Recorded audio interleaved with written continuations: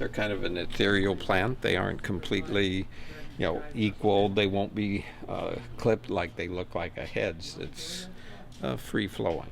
So you lost your sister and two partners? Two partners, yes. So three. And then a lot of major- other friends. Well, that's what I Let's thought. face it, yes. Two Lots of AIDS. other friends. Just living through the AIDS crisis, shall we say, that was traumatic.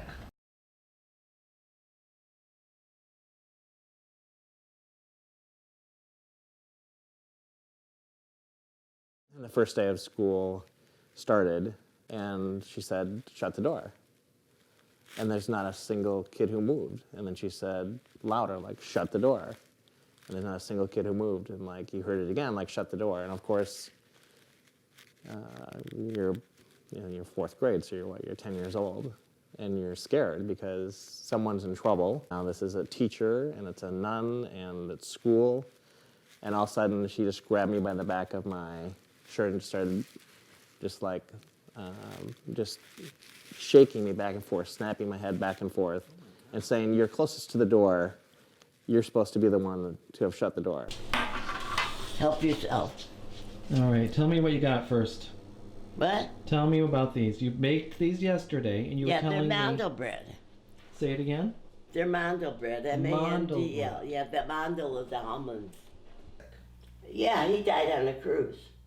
What a way to go, There are worse places to go. huh? Yeah, not when you're stuck.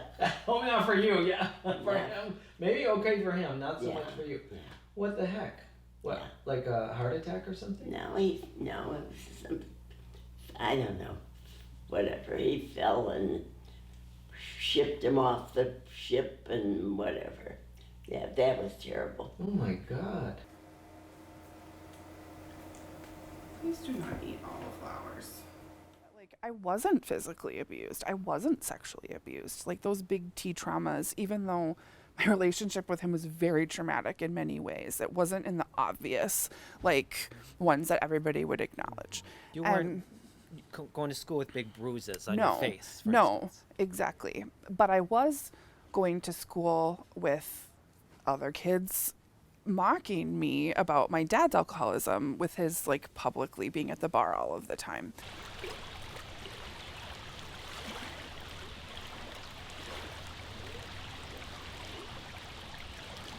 And it happened in a very collective fashion where one person would get an idea, to turn on me, and they would like start a petition going around the neighborhood to kind of exclude me from things.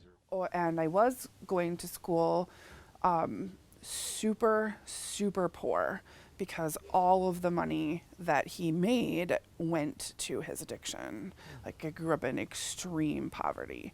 And I was going to school, not knowing whether or not he was going to show up to things and what state he would be in when he did show up. And there was just no consistency. And then in that moment, I knew, like, I'm screwed, that I'm it.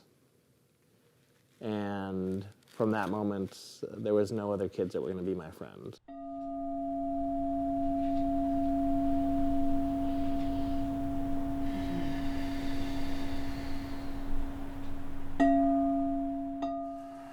The definition of trauma, I feel, is a past experience and is a memory that is incongruent to one's happiness, health, and well-being. And I feel that it can embed itself, again, as we are multidimensional beings, not only in a physical sort of cellular memory level, but in the emotional aspect of ourselves and in the mind.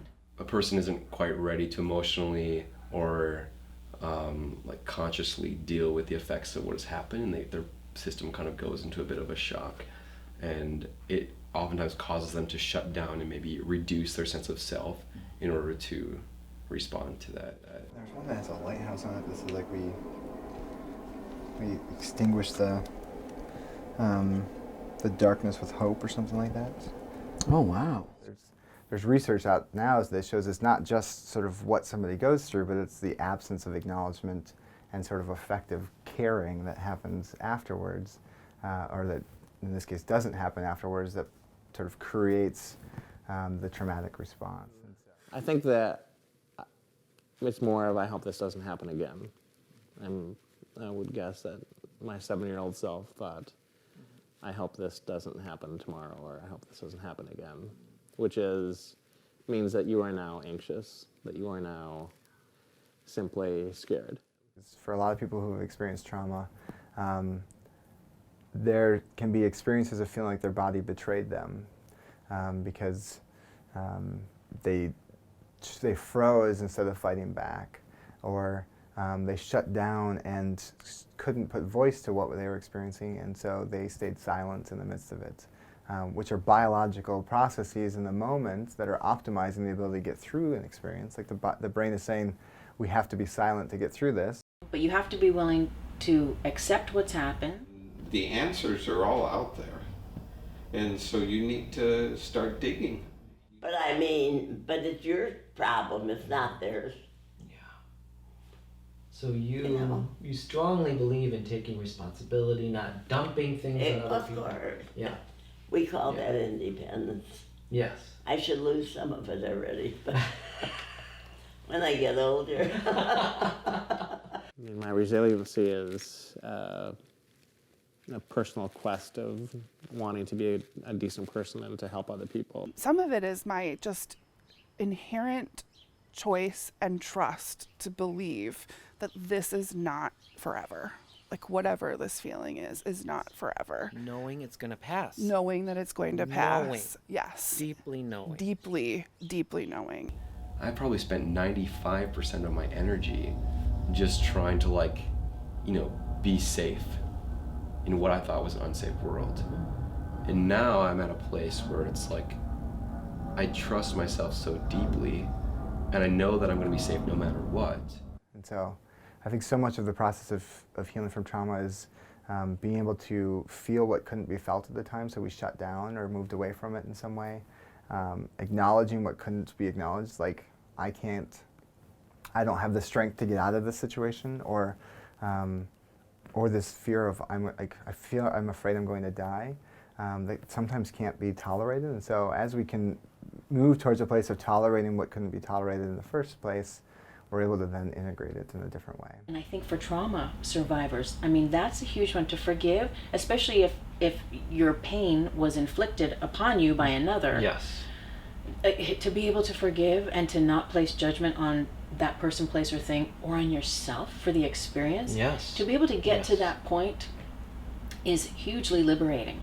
To recognize that inner child that wants healing and wants to be loved so deeply, because when you get in touch with that, your life can just become miraculous because you're no longer reacting to things. You can truly be responsible. You can respond to life. Hearing somebody else with a similar story when I felt so alone is one of the most powerful things ever. There comes a point when the heart is expanding and wanting to move through trauma where the mind can't necessarily keep up with it.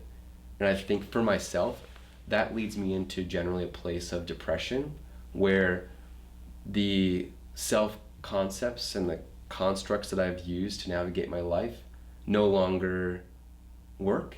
I've gone through it enough to know that on the other side is a life that is something I could have never imagined.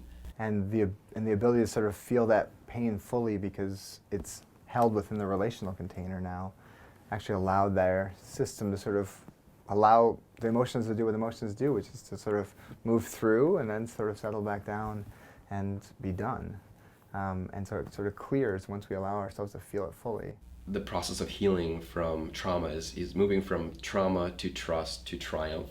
And I feel like... Say it again, that's so great. You're moving from trauma and the experience of the trauma, and then to a period of trust, trusting oneself and other people, learning to create proper boundaries, and then moving into a framework of triumph where you're actually creating a life that you want to lead by your own means rather than responding to the trauma.